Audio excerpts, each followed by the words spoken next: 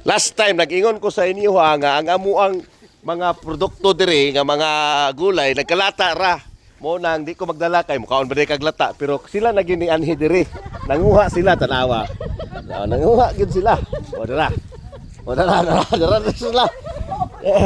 Mo ni sila gitawag og unggoy sa syudad. Yatog bukid nanguha tanawa.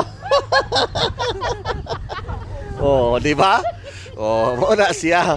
Oh. La, sige pa more. Manguha pa mig radis unya, repolyo og patatas gay panglabay na lang namo.